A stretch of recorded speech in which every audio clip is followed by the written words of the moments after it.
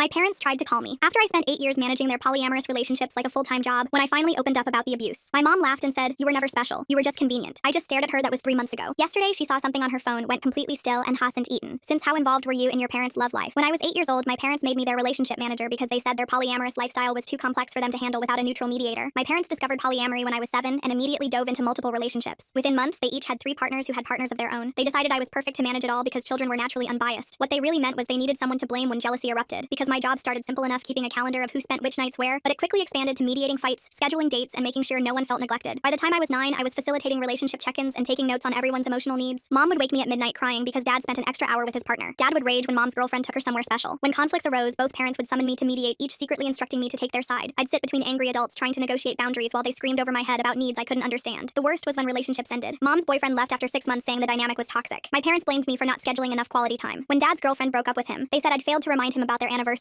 Every breakup became my fault. They'd ground me for weeks as punishment for losing them partners. When I was 11, the entire polycule imploded over a vacation. I'd supposedly failed to coordinate properly. 7 adults stood in our living room screaming while I sat with my laptop frantically pulling up emails to prove I'd sent the right information. By the time I was 13, I was managing 12 different relationships, including their partners. Other partners because my parents got them to agree that that was the only way things would be fair. I had a phone specifically for relationship emergencies that rang constantly. During school, I'd get texts about conflicts needing immediate resolution. I'd hide in bathroom stalls, mediating breakups between adults who couldn't communicate without a teenager translating. My own friendships withered because I was always on call. When I tried to quit, my parents said I was being selfish and threatened to kick me out. This family only works because of your gift, they said. Without you, we'd lose everyone we love. But then Mom started dating Chris, who hated the child manager system. He refused to go through me for scheduling and called it child abuse to my face. Mom was infatuated and began skipping other relationships for him, destroying the balance I'd maintained for years. Her partners complained to me, sending angry texts demanding their scheduled time, but Mom accused me of jealousy and sabotage. Meanwhile, Dad started dating someone who found the system creepy and convinced him to abandon scheduling altogether. Within weeks, their network was in chaos. Partners showed up on wrong nights, raging about unfair distribution of time. My parents had me organize a relationship weekend as a last-ditch effort to salvage things and convinced all their parents to go along with it. It was an absolute disaster. Mom's girlfriend showed up mad because she'd discovered Dad had put a GPS tracker on her car. Somehow that made Dad's girlfriend realize Mom had been manipulating the system to isolate her. Years of resentment erupted at once, but then the blame shifted entirely to me. How had I allowed these deceptions? Why hadn't I flagged suspicious patterns? I was 16 watching adults destroy each other over a system I'd never wanted to manage. When the screaming stopped, they'd lost every partner except each other, and they blamed me for all of it. That night, my parents' rage turned into something darker. They'd lost everyone they loved because of my incompetence, and now they were stuck with just each other. And the child who'd ruined everything, Mom started drinking heavily, while Dad paced the living room, both of them listing every partner I'd cost them, every happiness I'd stolen. They fed off each other's anger until Mom suddenly stopped mid-sentence and looked at Dad. "She has all the evidence," she said quietly. "Years of emails, texts, recordings from the mediation sessions. She knows everything we've done to each other." Dad's face went pale as he realized what she meant. I documented everything on the laptop they'd given me. Every lie, every manipulation, every time one of them had sabotaged the other. I knew which partners they'd cheated with, which boundaries they'd violated, which crimes they'd committed in the name of love. They turned to me in unison, and I saw the decision in their eyes before they even moved. I ran for my room, but Dad got there first, blocking the door, while Mom grabbed my laptop from the kitchen. "We're going to fix this," she said, her voice slurring but determined. "All of it tonight." They started destroying everything: my laptop, my phone, the backup drives they'd hidden, but I knew they wouldn't stop there. The real evidence was in my head. I was the only witness to 8 years of their toxic games. As they cornered me in the hallway, Dad holding the hammer he'd used on my laptop, I realized they'd finally found something they could agree on. The child who knew too much had to go. I dropped to the floor and rolled under the dining table as Dad swung the hammer where my head had been. Mom lunged after me, knocking over chairs. My hands found the table leg, and I used it to propel myself out the other side, scrambling toward the back door. Dad cut me off, hurting me toward the living room while Mom blocked the front entrance. They moved with the same coordination they'd never managed in their relationships. 8 years of failed communication suddenly crystallized into wordless understanding. Mom grabbed the fireplace poker while Dad positioned himself between me and the stairs. I backed against the wall, calculating distances and exits. The laptop they destroyed held copies, but the originals lived on a cloud server they didn't know about. Every mediation session, I'd recorded every manipulative text they'd sent through me, every partner they'd played against each other. The evidence that could destroy them both in divorce court custody hearings or worse. Mom stepped closer, poker raised. I ducked left, and she anticipated it, driving me toward Dad. His hand caught my shoulder, and I twisted away, but not before seeing the calculation in his eyes. They weren't just angry anymore. They were planning. I made it 3 steps toward the kitchen before Dad tackled me. We hit the floor hard, my elbow cracking against hardwood. Mom's hands found my throat while Dad pinned my arms. The room spun as oxygen became precious. Through the haze, I heard them arguing about methods, about evidence, about making things look accidental. My knee found Dad's stomach, and he loosened his grip enough for me to wrench one arm free. I clawed at Mom's face, and she jerked back, giving me the second I needed to roll sideways and kick Dad's shin. They both grabbed for me, but I was already moving, adrenaline overriding the pain in my elbow. The kitchen offered weapons, but no exits. I grabbed the first thing I touched, a ceramic mug, and hurled it at Dad's head. He dodged, but it bought me time to reach the knife block. Mom screamed at him to stop me. My fingers closed on a handle just as Dad's hand covered mine. We struggled for the knife while Mom circled behind me. Dad's superior strength started winning, bending my wrist back. I let go suddenly, and he stumbled backward, giving me space to grab a cast iron pan. Mom rushed me, and I swung it in a wide arc, catching her hip. She went down cursing. Dad came at me again, more cautious now. I backed toward the pantry, pan raised. He feinted left, and I swung, but he was ready, catching my wrist and twisting until I dropped the pan. It clanged against tile as he shoved me into the pantry shelves. Cans tumbled around us. Mom limped over, favoring her bruised hip. They exchanged a look that said everything. No more playing around, no more mistakes. I was trapped between them and shelves of food, nowhere left to run. That's when I remembered the panic button. 3 months ago, after a particularly violent fight between Mom's partners, I'd installed a silent alarm app on my phone. One press sent my location and an emergency message to 3 trusted contacts: my English teacher, Ms. Starr, our neighbor, Mrs. Carter, and my best friend's mom, who was a nurse. I'd tested it once, apologizing profusely for the false alarm. The phone was in my back pocket. Dad grabbed my shoulders, spinning me to face him while Mom approached with zipped ties she'd found in the junk drawer. I let them think I was defeated, going limp in Dad's grip. My right hand slipped behind me, finding the phone muscle memory, guiding my thumb to the power button. 5 rapid presses, the emergency shortcut I'd programmed. Mom started on my wrists while Dad held me still. The zip tie bit into skin as she pulled it tight. I kept my face blank, not letting them see the hope blooming in my chest. The app would send my GPS location, a recording from the phone's microphone, and a preset message: parents attacking me. Please call 911. They marched me back to the living room, discussing their next moves in the coded language they developed over years of polyamory. Mom mentioned cleaning up loose ends while Dad talked about restructuring foundations. I knew what they meant: make me disappear, then craft a story about a troubled teen who ran away. My phone buzzed in my pocket, a response to the panic alert. They didn't notice, too focused on their planning. I'm trying to understand how an 8-year-old could manage 12 adult relationships when most kids that age can barely organize their own homework. The way they made this kid track everyone's schedules and feelings is making me wonder what kind of spreadsheets they had. Mom retrieved her laptop from their bedroom while Dad watched me, hammer still in hand. They'd need to destroy my cloud access, delete my social media, create a false trail. All things I could help with if properly motivated. The doorbell rang. We all froze. Mom and Dad exchanged panicked looks. It rang again, followed by knocking. A voice called out, "Mrs. Carter, our neighbor." "Hello," I heard screaming. "Is everything okay?" Dad's hand covered my mouth before I could respond. Mom crept to the window, peering through blinds. She held up 3 fingers. 3 people outside. My panic alert had worked better than I'd hoped. More knocking, harder now. Another voice: "Miss Starr, we're not leaving until someone answers." "We've already called for help." The beautiful words hung in the air. Already called for help. Mom's face went white. Dad's grip on me loosened as sirens wailed in the distance, growing louder. They had minutes, maybe less, before their whole world imploded. Dad released me and stepped back, his face cycling through emotions. Mom dropped the laptop, hands shaking. The sirens were distinct now. Multiple vehicles. I watched my parents realize their coordination had come too late. 8 years of toxic games, and they'd finally work together only to destroy themselves. The pounding on the door intensified. "Police, open up." Mom looked at me, tears streaming. Not tears of remorse, tears of rage at being caught. Dad set the hammer on the coffee table with exaggerated care, as if that would erase the last hour. They moved apart, instinctively creating distance, already crafting individual defenses. I walked to the door, zip ties still cutting into my wrists, and opened it with my bound hands. 3 police officers stood there, hands on weapons. Behind them, Mrs. Carter clutched her phone. Miss Starr looked terrified but determined, and my friend's mom was already pushing forward with her medical bag. They tried to KLL me, I said clearly, loud enough for everyone to hear, because I have evidence of child abuse going back 8 years. The officers entered fast, separating my parents' reading rights. Mom started her performance, immediately confused, concerned, claiming I'd had an episode. Dad went silent, calculating odds, but I saw the defeat in their eyes. They'd spent years manipulating partners, but they couldn't manipulate zip ties on my wrists, bruises on my neck, or 3 witnesses who'd heard the commotion. As paramedics checked my injuries and officers took photos, I thought about the irony. My parents had made me an expert in managing complex relationships, documenting everything, understanding human dynamics. They'd trained me to survive them. Miss Starr sat beside me in the ambulance, holding my hand after they cut the zip ties. "Your message said you had evidence." I nodded. 8 years of recordings, emails, texts, every partner they manipulated, every lie they told, every time they made me cover for them. It's all in the cloud. She squeezed my hand. "You're safe now." But I knew better. This was just the beginning. There would be court dates, custody hearings, trauma therapy. My parents would hire lawyers,